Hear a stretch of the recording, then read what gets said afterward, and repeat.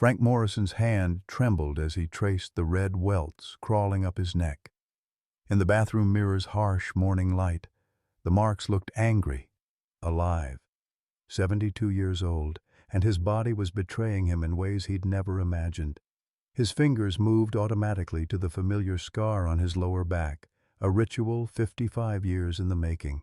Every morning the same touch, every morning the same dull ache. But this morning, the scar burned hot beneath his palm, inflamed and throbbing. Something was waking up. Through the mirror, he caught sight of the metal box in the bedroom drawer's reflection. Khe-san, 1969, stamped on its dented lid. "Frank, breakfast is ready, honey."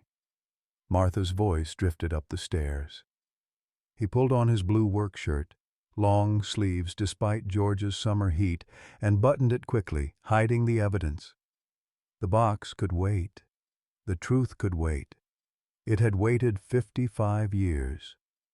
What was one more day?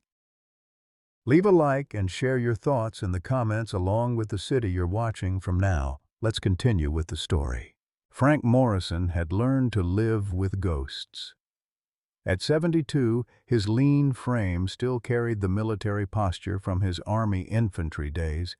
Though his weathered hands trembled more than they used to, those same hands had sorted donated blankets at Hope Haven Veterans Shelter every morning for 28 years.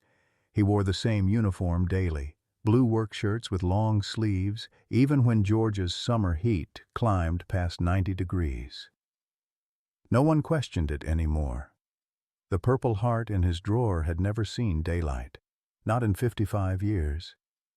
He'd come home from Vietnam in 1970 with a limp, a scar, and silence thick as armor. The nightmares came in waves. Helicopter rotors, children screaming, the metallic taste of fear. But Frank Morrison didn't talk about the war, not to the veterans he helped, not to anyone, especially not to his family. Martha Morrison had married that silence 46 years ago. At 70, her silver hair still caught in the same loose bun she'd worn as a young elementary school teacher. She'd retired a decade ago but never stopped nurturing her husband, her church, her rituals, Sunday cornbread cooling on the windowsill, Sam Cooke's You Send Me on the old record player. Small mercies in a marriage built on unspoken agreements. In 46 years, Martha had never seen her husband's bare back. Not once. She'd stopped asking questions after the first year, when every inquiry about Vietnam met a wall of silence. Love meant respecting his boundaries, even when those boundaries kept her at arm's length from the man she'd vowed to cherish. Their daughter had inherited his distance, not by choice, but by echo. Dr. Emily Morrison, 42 and newly divorced, lived 90 miles away in Atlanta. Cardiology kept her busy, a convenient excuse for the sparse visits home. Harvard Medical School had taught her to read hearts, but she'd never learned to read her father's. Christmas, Thanksgiving, the occasional Sunday. Duty calls, not connection. The childhood wounds still ached. A father who looked through her, not at her. She called her mother weekly. Her father rarely picked up the phone. At Hope Haven, Tommy Chen had arrived from Florida 3 weeks ago, his 55 years etched in hard lines across his face. Iraq had left him with PTSD and nowhere to go. He scratched constantly at the angry welts covering his arms, souvenirs from sleeping rough in the Everglades, he said. Frank had given him the last available bed without hesitation. He always did. That's what heroes do, even broken ones. The first mark appeared on a Tuesday morning while Frank was helping Tommy Chen organize his footlocker. The younger veteran couldn't stop scratching, forearms raw and inflamed from what he insisted were jungle bugs from his weeks camping in the Florida Everglades. "Should get that checked out," Frank said, folding a donated blanket. Tommy laughed bitterly. "By who? I got no insurance, no money. I'll live." He clawed at his neck. "Just itches like hell." Frank felt the sting on his own wrist as they worked. A small red welt, no bigger than a dime. Mosquito, probably. The shelter's screens had holes. He scratched it absently and forgot about it. By Thursday morning, 5 welts dotted his forearm. By Friday, they'd spread to his shoulder. The itching became relentless, a burning sensation that woke him at 3 in the morning, scratching until Martha stirred beside him. "Frank, you okay?" "Fine. Just a bug bite." He pulled the covers higher, hiding his arm. But Saturday morning, Martha saw the marks trailing up his neck when he came down for breakfast. Her coffee cup stopped halfway to her lips. "Honey, what happened to your neck?" He touched the welts reflexively. "Nothing. Probably bedbugs from the shelter. Tommy's been scratching all week." The word bedbugs sent Martha into immediate action. By noon, she'd stripped every bed in the house, washing linens in scalding water. By evening, she'd called an exterminator, wincing at the $800 quote but scheduling anyway. "Better safe than sorry," she said, scrubbing the bedroom baseboards on her hands and knees. Frank felt the guilt settle in his chest. $800 they didn't really have, all because of what he'd brought home. He ate her cornbread that night without tasting it, grateful for her love, ashamed of the deception, though he didn't yet know what he was deceiving her about. The exterminator found nothing. No bedbugs. No evidence of any infestation, but the marks kept spreading. By the following Wednesday, day 10 since the first welt, Martha noticed the pattern. The marks weren't random. They concentrated on Frank's back, radiating outward from his lower spine in an almost circular pattern. "Frank Morrison, I need to see your back." "It's fine, Martha." "It is not fine. Take off your shirt." He'd avoided this moment for 46 years. Every night he changed in the bathroom with the door locked. Every morning he dressed before she woke. His back was his alone, the scar, the shame, the secret all wrapped in skin she'd never touched. "Please, sweetheart, not now." Her voice cracked. "Then when? When you collapse? When it's too late?" She was right. He could feel it. Something wrong beneath the surface. The old scar throbbed constantly now. The numbness in his right leg had worsened. Yesterday he'd stumbled on the shelter stairs, catching himself on the railing. That night, the dream came again. Helicopter blades, children crying, the sharp crack of gunfire. Captain Brennan's face, twisted with rage. Frank woke, drenched in sweat, his hand already on the scar, pressing down as if he could push the memories back inside. Sunday morning, Martha found him on the bathroom floor. Not unconscious, just sitting there, staring at nothing, his shirt soaked through with sweat. She knelt beside him, took his face in her hands. "We're going to Dr. Hayes tomorrow, first thing. And if you say no, I'm calling Emily." Frank looked at his wife, 70 years old and still fierce as the day he'd married her. "Okay," he whispered. "Okay." Dr. Robert Hayes had delivered half the babies in their Georgia town and buried a quarter of its elderly. At 68, his hands were steady, his manner unhurried. He examined the welts on Frank's back with a magnifying glass, humming thoughtfully. "How long have these been spreading?" 2 weeks, maybe." "And this scar?" The doctor's finger traced the old wound on Frank's lower back. "I don't remember seeing this before." "Motorcycle accident. I was 18. Dr. Hayes tilted his head, studying the mark more closely. The magnifying glass hovered. 18, you say?" "Yes, sir." The doctor's tone suggested disbelief, but he moved on. "Any pain? Numbness?" "Some. Right leg, mostly." The examination continued. Dr. Hayes pressed around the scar and Frank flinched. "There's a hard mass here, could be scar tissue, but..." He straightened, removing his glasses to clean them, a habit that meant he was thinking, "I'd like to get an X-ray." "And your old medical records." "Lost in a house fire years ago."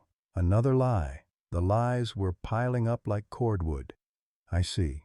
Dr. Hayes scribbled notes. "Let's start with imaging. Martha, can you take him down the hall?" The X-ray room was cold. Frank lay on the table, staring at the ceiling tiles while the machine hummed and clicked. 20 minutes later, Dr. Hayes returned carrying films that he clipped to the light box. "Frank, this wasn't a motorcycle accident." The image showed his spine in ghostly white. And there, lodged against his lumbar vertebrae, was an object that didn't belong, dense, metallic, unmistakable. "That's a bullet." Silence filled the small room. Martha's hand flew to her mouth. "Frank?" "Vietnam," he said quietly. 1969. Dr. Hayes studied the film, his expression grave. "And you've carried this for 55 years? They said it was too close to the spine. Removing it might cause paralysis." "Who said that?" "Field Hospital." "K-San." The doctor nodded slowly, then pointed to the welts visible on the X-ray. "These marks concern me more than the bullet right now. See this inflammation pattern? I need to rule out malignant melanoma." He turned to face Frank directly. "We're doing a biopsy today." The word malignant landed like a punch. Martha made a small sound, not quite a sob, but close. "It might be nothing," Dr. Hayes said gently. "But we don't wait on maybes. Not at our age." In the parking lot, Martha dialed Emily with shaking fingers. "Mom, what's wrong?" "It's your father. We're at Dr. Hayes. He needs a biopsy. There's a bullet in his back from the war." The line went silent for 3 heartbeats. "I'm coming home." "Emily, you don't have to." "I'm already packing. I'll be there by tonight." Emily Morrison drove 90 miles with her knuckles white on the steering wheel. A bullet. Her father had carried a bullet for 55 years and never said a word. The same man who couldn't tell her he loved her had been walking around with a piece of metal lodged against his spine. She arrived as the sun set, finding her parents in the living room. Frank looked smaller than she remembered, shrunken somehow, or maybe just vulnerable for the first time in her life. "Why didn't you call me sooner?" Martha stood to embrace her. "We didn't want to worry you." "I'm your daughter." Emily's voice cracked. "You're supposed to worry me." Frank remained seated, hands folded in his lap. Didn't seem important. "A bullet isn't important?" She crossed the room, standing over him. "What else haven't you told us? What else are you hiding?" "Emily." Martha's tone held warning. But Emily was 42 years old and tired of tiptoeing around her father's silence.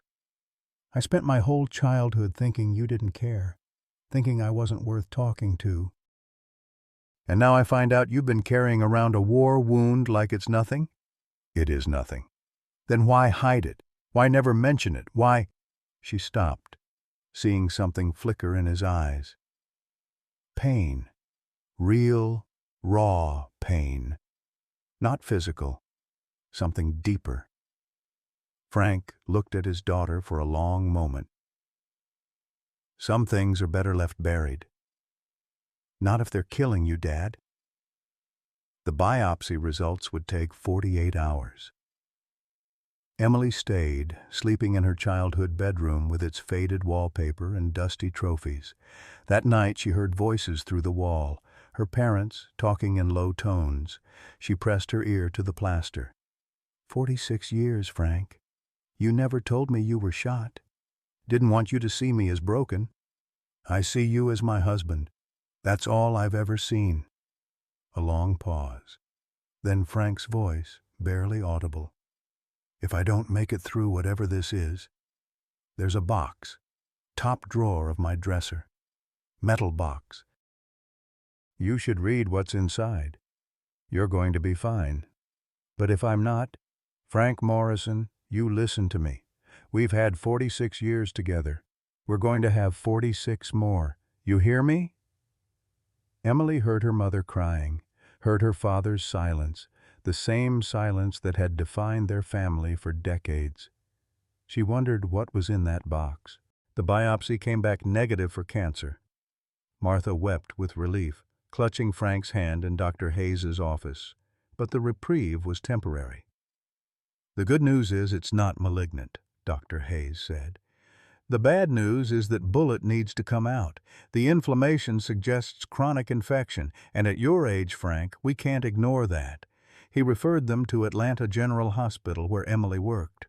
Within 3 days, they sat across from Dr. Patricia Chen, a neurosurgeon whose credentials covered an entire wall. She was 50, Vietnamese-American, with gentle hands that manipulated the 3D imaging on her computer screen. Mr. Morrison, this is one of the most unusual cases I've seen in my career. She rotated the image, showing the bullet from every angle. The fragment is lodged against your L4 vertebra, millimeters from the spinal cord. Any movement could cause permanent paralysis. Frank absorbed this without expression, so leave it there. We can't. The infection is spreading. You see this dark area? She pointed to shadowing around the bullet. That's active inflammation. Without intervention, you're looking at sepsis within months. Martha gripped the arms of her chair. What are the risks? 5 to 10% chance of paralysis, 2% mortality rate given his age and the infection. Dr. Chen turned to Frank. But doing nothing. That's a certainty of death within the year. Emily, sitting beside her mother in her white cardiologist's coat, spoke up. When can you schedule him? Next week. I'll need a full surgical team. Neurosurgery, infectious disease, anesthesiology. Dr. Chen paused, studying Frank's file. Your military records show you served in Vietnam. Were you near any bodies of water? Rice paddies? Yes. Why? Just a precaution. We're running tropical disease screening. Some parasites can remain dormant for decades in the right conditions. Frank's jaw tightened almost imperceptibly. Emily noticed. She'd learned to read her father's silences the way other daughters read bedtime stories, parsing meaning from what wasn't said. After the appointment, Emily pulled Dr. Chen aside. What aren't you telling us? The surgeon's professional mask slipped slightly. The imaging shows something unusual. The bullet appears to be encapsulated, surrounded by tissue that shouldn't be there. We won't know what we're dealing with until we open him up. And if it's worse than you think, then we adapt. But Emily, and I'm telling you this doctor to doctor, your father's been living on borrowed time. Whatever happens in that operating room is better than what happens if we do nothing. That night, Frank couldn't sleep. The weight of the upcoming surgery pressed down like the Georgia humidity. At midnight, he rose from bed, careful not to wake Martha, and opened his dresser drawer. The metal box sat where it had for 55 years. Quezon 1969 stamped on the dented lid. His hands trembled as he lifted it out. Inside, a Purple Heart medal he'd never worn, a black and white photograph, edges yellowed with age.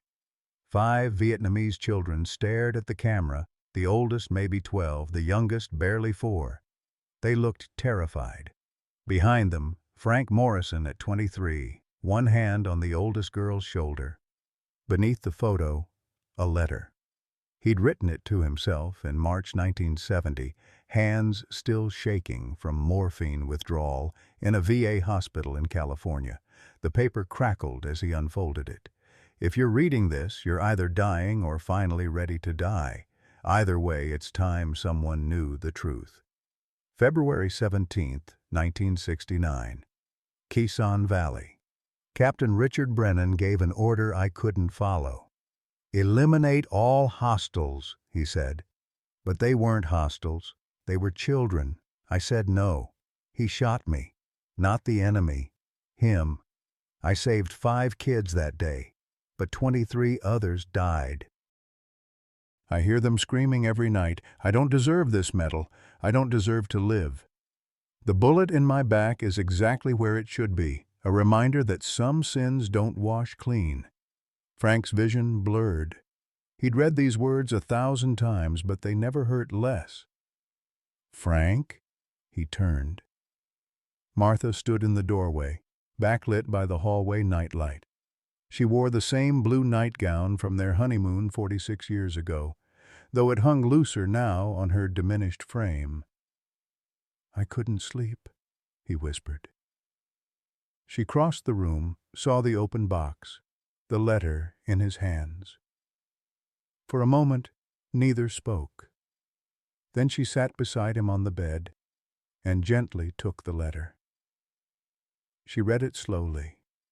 Once, twice. Her hands shook. "Oh, Frank." "I should have told you. Should have told everyone." His voice broke. "But I was ashamed. Afraid you'd see me as a coward." "A coward?" Martha's eyes flashed. "You refused to murder children. That's not cowardice. That's courage. I got shot by my own commanding officer. For doing the right thing." She grabbed his face, forcing him to look at her. "For 46 years, I've watched you carry something heavy. I waited for you to tell me. I shouldn't have waited. I should have demanded the truth." A sound from the doorway. Emily stood there, tears streaming down her face. "How long have you been listening?" Frank asked. "Long enough." She entered, sank to her knees beside the bed.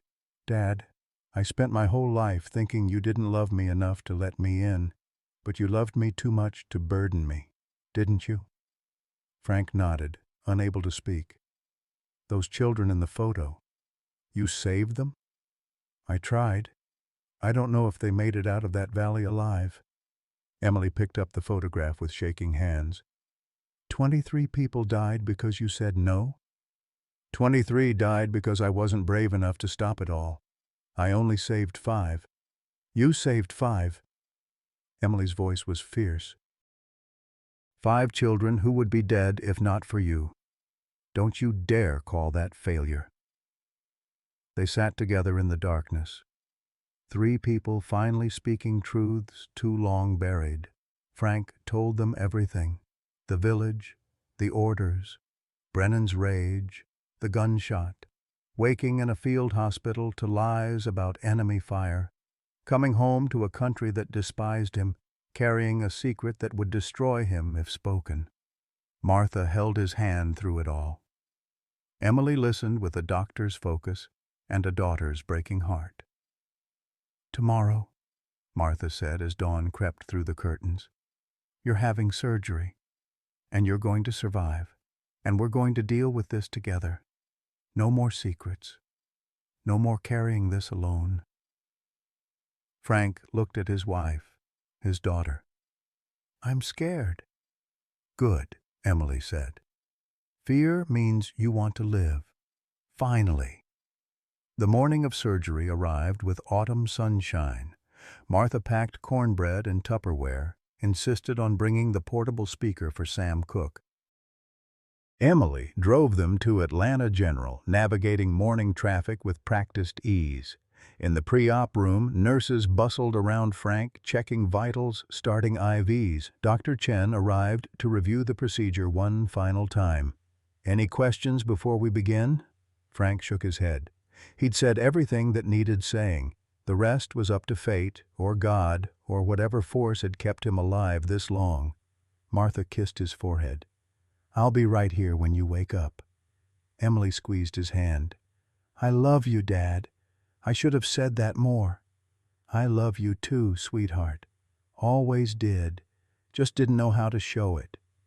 The anesthesiologist approached with the syringe. "Count backwards from 10, Mr. Morrison. 10, 9, 8. His last conscious thought was of those 5 children running into the Vietnamese jungle. He'd wondered for 55 years if they'd made it. Now he'd never know. The world went dark. In the operating room, Dr. Chen made the first incision. The surgical team worked in practiced silence. Scalpel, retractor, cautery. 2 hours in, they reached the bullet. "There," Dr. Chen murmured. "Let's see what we're dealing with." She touched the fragment with her instrument. It crumbled. Not metal fatigue, something else. The bullet's outer shell fractured, revealing an interior that shouldn't exist. Organic material, encapsulated tissue, something that had been growing in the darkness for 55 years. The monitor alarm shrieked. Frank's blood pressure plummeted. "We've got septic shock," someone shouted. Dr. Chen's hands moved faster. "Page infectious disease." Now, the ICU hummed with machines, keeping Frank Morrison alive. Ventilator breathing for him. I-4 pumps delivering antibiotics every hour. Monitors tracking a heart that had beaten for 72 years and now struggled against an infection that had waited 55 years to strike. Martha hadn't left his bedside in 36 hours. She held his hand, the skin paper-thin and cool, and talked to him the way she'd talked to her kindergartners, gentle, persistent, believing he could hear even in the darkness. "Remember our wedding day?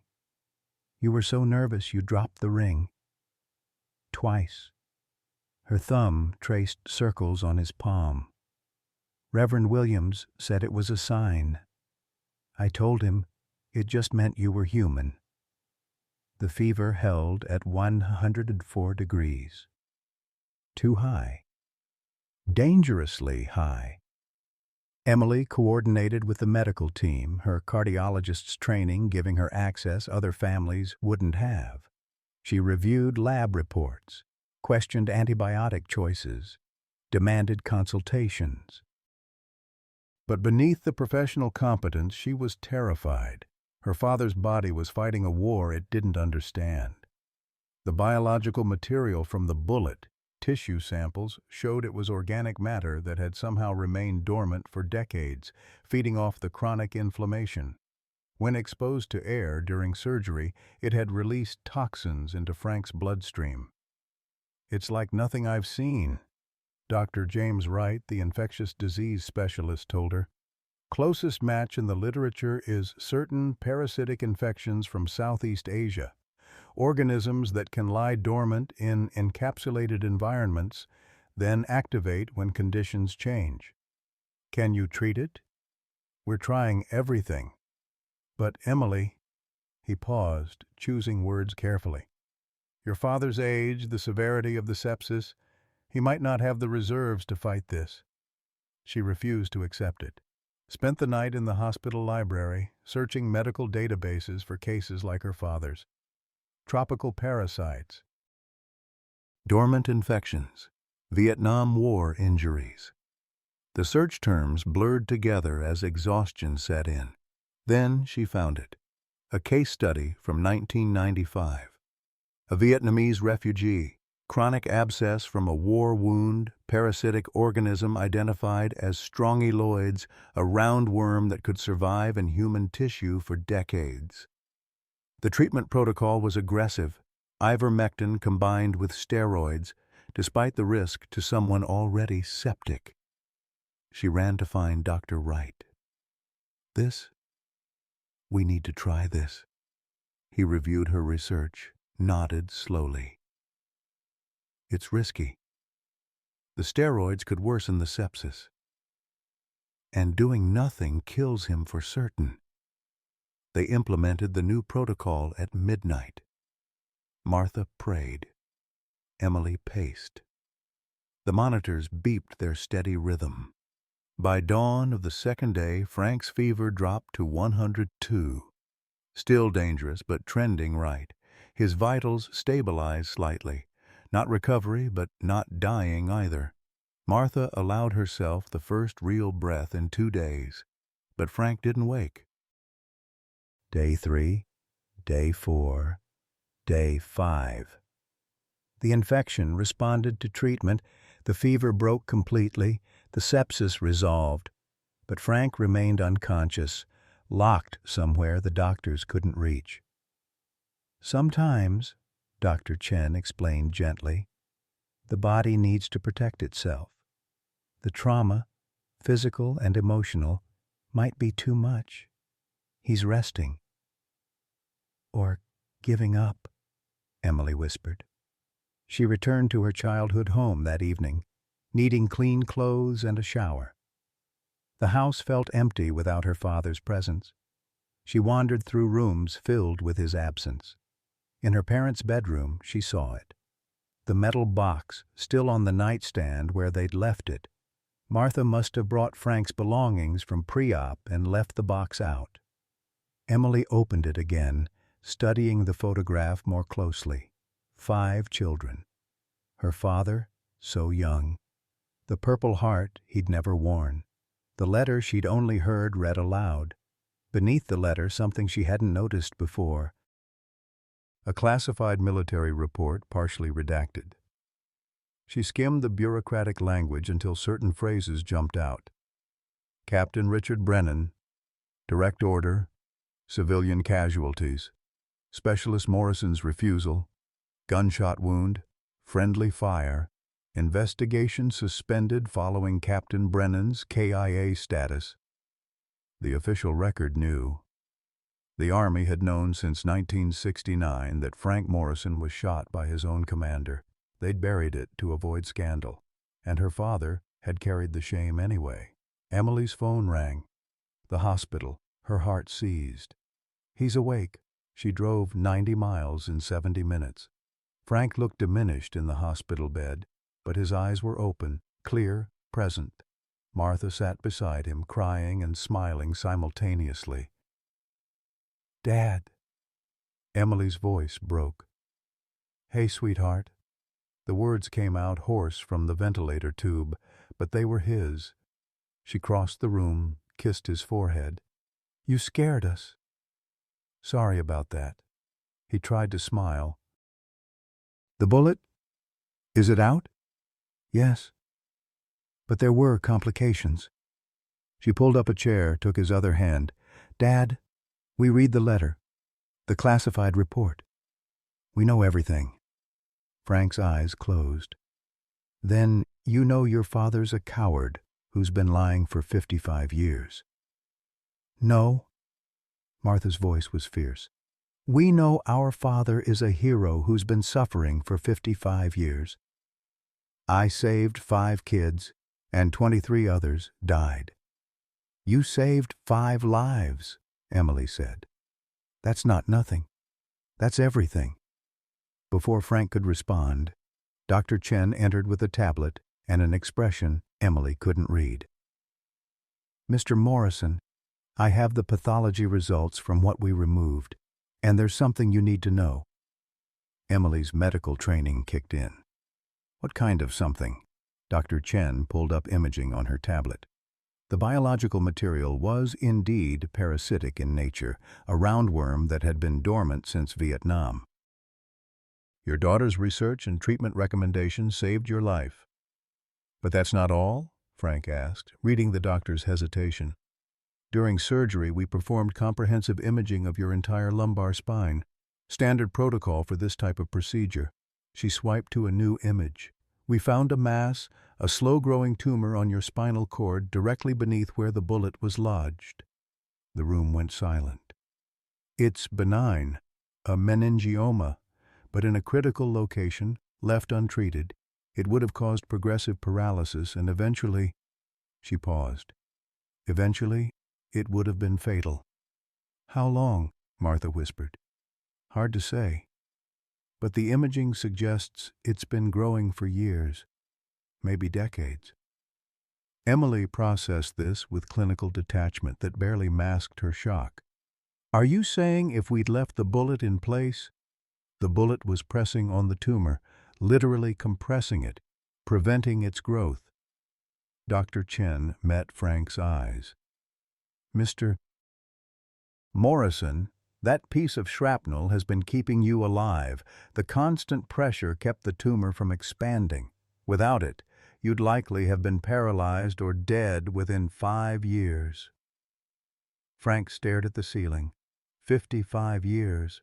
55 years he'd viewed that bullet as punishment, as the physical manifestation of his shame and failure, the pain a constant reminder of his cowardice. And it had been saving him all along. The parasitic infection, horrible as it was, forced us to remove the bullet, which led us to discover the tumor while it's still treatable.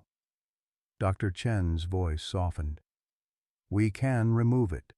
The surgery is less risky than what you just went through. You'll need it within the next month, but your prognosis is excellent. Emily did the math.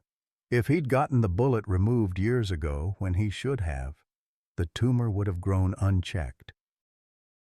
By the time symptoms appeared, it would have been too large to safely remove. Martha's hand covered her mouth. Frank, all these years you thought God was punishing you. He was protecting you, Emily finished. Frank's eyes filled with tears. The second time in his life his daughter had seen him cry. I don't understand. You carried a wound you thought was a curse, Dr. Chen said quietly. But sometimes our deepest wounds are exactly what keep us alive. The irony was almost unbearable.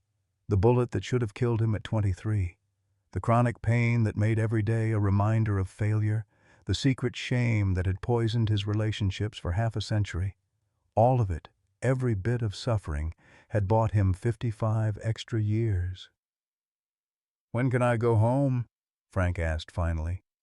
Let's get you stronger first. 2 weeks minimum. Then we'll schedule the tumor removal. Dr. Chen stood. You're a lucky man, Mr. Morrison. After she left, the three of them sat in silence. Outside the window, Atlanta traffic hummed with the business of living. Inside, a family reckoned with miracles and meanings. I carried it for nothing, Frank whispered. All that guilt, all that shame. No, Martha said firmly. You carried it for this, for right now, for this moment when we're all together and you're alive and we finally understand. Emily squeezed his hand. Dad, I wasted 40 years being angry at you for not talking. You wasted 55 years being ashamed of the bravest thing you ever did. Can we both stop wasting time now? Frank looked at his daughter, really looked at her for the first time in years. I'm so proud of you. I always was. I just didn't know how to say it. Then say it now. Say it tomorrow. Say it every day until you believe I know it. I will. His voice was steady. I promise I will. Frank Morrison decided on day 10 that he owed his family the whole truth, not the sanitized version, not the carefully edited confession that protected their feelings. Everything. That evening, after the nurses had checked his vitals and dimmed the lights, he asked Martha and Emily to sit close. I need to tell you about February 17th, 1969. The story came out slowly, like poison draining from a wound that had festered for 55 years, Quezon Valley. Morning mist still clinging to the rice paddies. His platoon, 12 men, average age 22, assigned to sweep a village reported as harboring Viet Cong. Captain Richard Brennan commanded them. 35 years old, career military, eyes that had seen too much and hardened accordingly. Eliminate all hostiles, Brennan had ordered. No survivors. The village was mostly women, children, and elderly. The military-age men had either fled to the mountains or been conscripted by one side or the other. The village elder tried explaining through an interpreter, but Brennan wasn't interested in explanations. Burn it down, all of it, Frank remembered hesitating, suggesting they take prisoners instead. Brennan's response had been swift. Follow orders or face court-martial. Your choice, Morrison. The other soldiers were uncomfortable. Frank could see it in their faces. But they complied. Following orders was easier than questioning them. Then Frank found the children. 5 of them, hiding in an underground bunker beneath a collapsed hut. Ages 4 to 12. The oldest, a girl named Mai, clutched the younger ones protectively. They were terrified, crying, pressing back against the earthen walls. Frank knelt at the entrance, hands raised to show he meant no harm. "It's okay. I won't hurt you." Mai stared at him with eyes that understood more than any 12-year-old should. Brennan appeared behind him. "Morrison, what's the holdup?" "Children, sir. 5 of them. Unarmed. Execute them. That's an order." Frank looked up at his commanding officer, not believing what he'd heard. "Sir, they're children. They're enemy. Today, they're kids. Tomorrow, they're Viet Cong carrying AK-47s. Brennan pulled his sidearm. "Obey the order, Specialist." Frank stood, positioned himself between Brennan and the bunker entrance. "I can't. I won't." "Then you'll be court-martialed for disobeying a direct order in combat." "Yes, sir. I will." The other soldiers watched. No one moved. No one spoke. Brennan's face went red. "Last chance, Morrison. Execute them or I execute you for cowardice." Frank didn't move. The gunshot was deafening. Frank felt the impact before the pain, a punch to his lower back that drove him to his knees. He fell forward, hitting the ground hard, unable to breathe. Mai screamed. The other children screamed. Frank lay there, blood spreading across the dirt, still between Brennan and the bunker. Then, helicopter sounds. A medevac arriving for a different casualty. Brennan holstered his weapon, stepped back, started shouting, "Viet Cong! Morrison's hit! Medic!"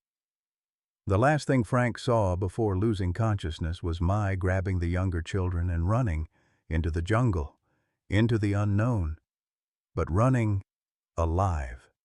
He woke in a field hospital. A doctor explained, "Bullet lodged against lumbar spine, too dangerous to remove. He'd live but with chronic pain." The report said enemy fire. Frank was too weak to correct it. Weeks later, he learned Brennan had been killed in an ambush. The story stood unchallenged. Frank Morrison, wounded hero. Purple Heart awarded honorable discharge. He never corrected the record. Who would believe him? "I came home in 1970, Frank told his wife and daughter now, his voice breaking. "I tried to forget, built a life, married your mother. Had you, Emily. Helped veterans at the shelter. I thought if I saved enough people here, maybe it would balance out the ones I couldn't save there." Martha's tears fell silently. "Frank, you saved 5 children. But 23 others died that day in that village. I stopped Brennan from killing 5. I didn't stop the rest of it."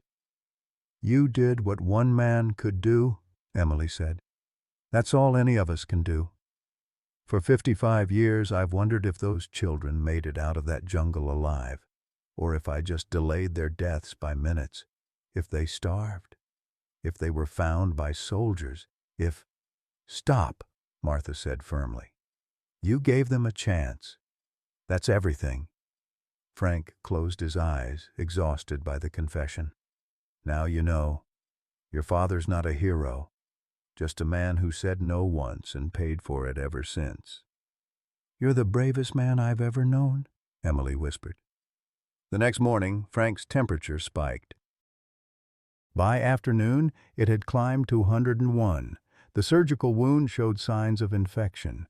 Redness, swelling, fluid seeping through the bandages.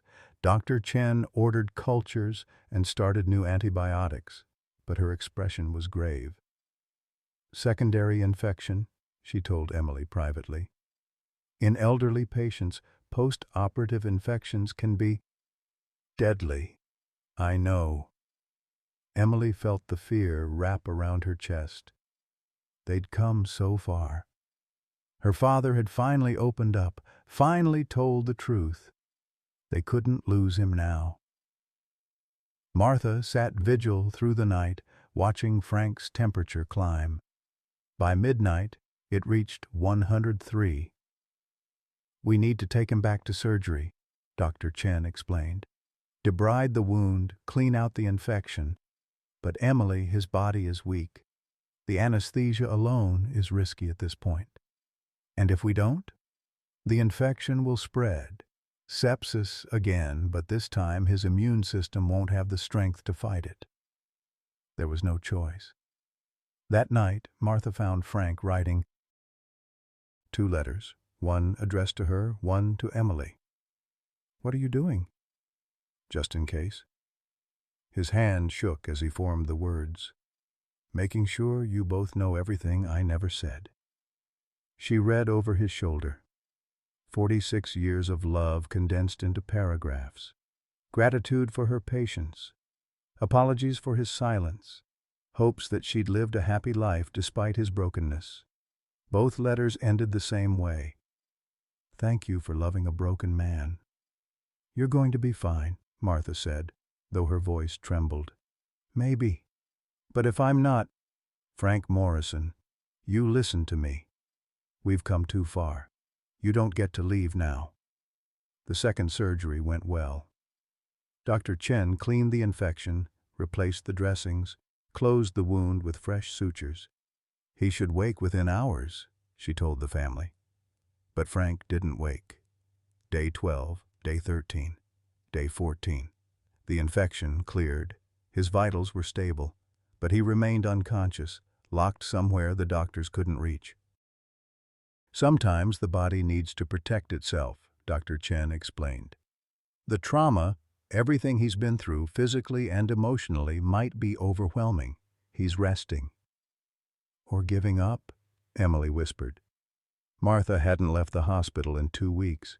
She'd aged years in days, her face drawn and pale. Emily had taken leave from her cardiology practice. Both women were exhausted, terrified, watching Frank lie still as death while machines beeped their steady rhythm. "Maybe the confession was too much," Martha said on day 14, her voice hollow. "Maybe telling the truth after all these years broke something inside him. Or maybe he finally feels like he can let go," Emily said, and the thought terrified her. "Like he's done what he needed to do." That night, Martha sat alone with her husband. Emily had finally gone to the cafeteria, too exhausted to refuse food any longer. "I waited 46 years to know the real you," Martha whispered, holding Frank's limp hand. "Don't you dare leave me now that I finally do. We're supposed to have more time. We're supposed to—" She broke down, sobbing against his chest. The machines beeped. The ventilator hissed. Frank didn't move. Dawn came slowly to Atlanta General Hospital. Martha had fallen asleep in the chair. Emily sprawled on the small couch by the window. The nurse's shift change happened at 6 a.m., footsteps and quiet voices in the hallway. At 6:47 a.m. an alarm shrieked. Martha jolted awake. Emily leaped up, disoriented. Frank's heart monitor showed a sudden spike, the line jagged and erratic. A nurse rushed in, followed seconds later by Dr. Chen and a crash team. "What's happening?" Martha screamed. "His heart rate," Emily started, her medical training trying to make sense of the readings. The monitor spiked again, then normalized, then spiked higher. Dr. Chen moved to Frank's side, checking pupils, pulse, breathing. "Is he—" Emily couldn't finish the question. The doctor looked up, and for the first time in 2 weeks she was smiling. "He's waking up." Frank's eyelids fluttered. His fingers twitched against the white hospital sheets. Martha gasped, gripping his hand tighter. "Frank, honey, can you hear me?" His lips moved, forming a single word barely audible above the machines. "My." Dr. Chen leaned closer, checking his pupils with a penlight. "Mr. Morrison, you're in the hospital. You've been unconscious for 5 days. Can you open your eyes?" Slowly, painfully, Frank's eyes opened. Unfocused at first, then clearing. He blinked against the harsh fluorescent lights. "Martha?" His voice was rough, broken. "Em?" Emily was crying, laughing, clutching her mother's shoulder. "We're here, Dad. We're both here." "I dreamed." Frank tried to sit up, failed. "I dreamed about the girl from the photograph. She was grown, with gray hair. She told me," his eyes filled with tears. "She said they lived, all 5 of them, because of me." Dr. Chen placed a gentle hand on his shoulder. "Sometimes the mind gives us what we need to heal. Real or not, it brought you back to us." "It felt real," Frank whispered. Over the next week, Frank's strength returned gradually. The tumor surgery was scheduled and successfully completed. The infection finally cleared. By day 21, he was walking the hospital corridors with a cane, Martha on one side, Emily on the other. "I want to live," he told them during one of these slow circuits. "Not just survive, really live, no more hiding." Martha brought mail from home on day 23. Bills, advertisements, and one large manila envelope from the Department of Veterans Affairs. Official stamps covered the front. "What's this?" Frank asked. Martha's expression was carefully neutral. "I filed a Freedom of Information Act request while you were unconscious about the Quezon incident." Frank's hands shook as he opened the envelope. Inside, declassified military documents, incident reports, witness statements from soldiers who'd served with him. He spread them across the hospital bed, reading with growing disbelief. The official investigation report, dated 1975, testimony from Corporal James Delacroix and Specialist Michael O'Brien corroborates that Captain Richard Brennan discharged his sidearm at Specialist Frank Morrison following Morrison's refusal of a direct order. The claim of enemy fire was fabricated. However, given Captain Brennan's death in combat, March 1969, and the passage of time, this investigation is closed without further action. "They knew," Frank breathed. "The Army knew since 1975 that Brennan shot me. They cleared my name and never told me." Emily found another document at the bottom of the stack. "Dad, look at this." A letter from the State Department dated August 12, 1995. 29 years old, stamped "Undeliverable, return to sender." It had been sitting in a dead letter office for nearly 3 decades. Frank unfolded it with trembling hands. "Dear Mr. Morrison, my name is Mai Nguyen. I am writing through the Vietnamese Refugee Resettlement Program in hopes this letter reaches you. In February 1969, I was 12 years old. You saved my life and the lives of my 4 siblings when you refused to follow orders that would have killed us. We escaped into the jungle that day. We survived because you gave us time to run. We spent 3 years hiding, then found a refugee camp.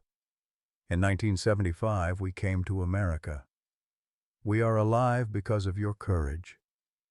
I have looked for you for 20 years. I do not know if you are still living, but I wanted you to know. We survived. We have families now, children and grandchildren. All of us exist because you said no. If this letter finds you, please contact the resettlement program. I would very much like to say thank you in person. With eternal gratitude, Mai Nguyen, San Jose, California." The letter fell from Frank's hands. He couldn't breathe, couldn't speak. "She tried to find me in 1995, he finally managed. 29 years ago. I could have known. All this time I could have known they were alive." Martha held him while he wept. "Your dream wasn't just a dream, Frank. It was real. She's real. They're all real." Emily was already on her laptop, fingers flying across the keyboard. "The letter has a last known address. Let me see if I can find her." Over the next 3 days, Emily became obsessed. She searched databases, Vietnamese American community organizations, refugee resettlement websites. Mein Nguyen was a common name, but the photograph was unique. On the fourth day, she posted the 1969 photograph on a refugee family reunion forum with a carefully worded message. The response came within hours. "I know this woman. She is my aunt. She lives in Portland, Oregon now. I will give you her phone number." Emily's hands shook as she dialed. The phone rang twice before a young woman's voice answered. "This is going to sound strange," Emily began, "but I'm calling about Mai Nguyen, who was saved by an American soldier in Vietnam in 1969. The woman on the other end started crying. "The soldier? Is he alive?" "Yes, he's my father, Frank Morrison." "Oh my God, my aunt. She talks about him every year on February 17th. Every single year. She lights incense, says prayers for the soldier who saved them. We all thought he must be dead." Emily explained everything, the bullet, the surgery, the confession, the letter that never arrived. "She'll want to see him," the niece said. "We all will. There are 23 of us now.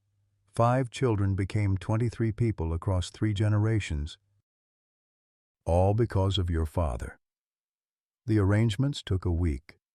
Frank was discharged on day 30, walking with a cane but cancer-free, infection-free, finally free of the burden he'd carried for 55 years.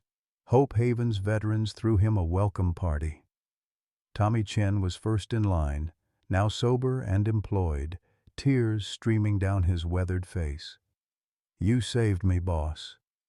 Now it's your turn to be saved." At home, Frank spent the month before the Portland trip learning about Mai's life. The niece sent photos, stories, updates. Mai had become a nurse working with refugee children for 40 years. She'd married, had 3 children, now 7 grandchildren. Her brother Duke was an engineer. Lynn taught literature at a community college. Than owned a small Vietnamese restaurant. 23 people, Frank kept saying, staring at the family photos. "Because I said no to one order." Martha found him one evening in his workshop holding the Purple Heart medal for the first time in 55 years. "This is your real Purple Heart," she said softly. "Not the one the Army gave you for the wound. This one, for what the wound taught you." The night before their flight to Portland, Frank returned to Hope Haven. He walked through the shelter slowly, greeting the men he'd helped over nearly 3 decades, each face a small redemption, each life saved a tiny answer to the question that had haunted him: was saving 5 children enough? He placed the Purple Heart in its box, then put it in his jacket pocket. Tomorrow he would wear it. Not for the bullet wound, not for the official story of heroism under fire. For the truth. For saying no when it mattered. For the 23 lives that existed because of one moment of courage 55 years ago. "Ready?"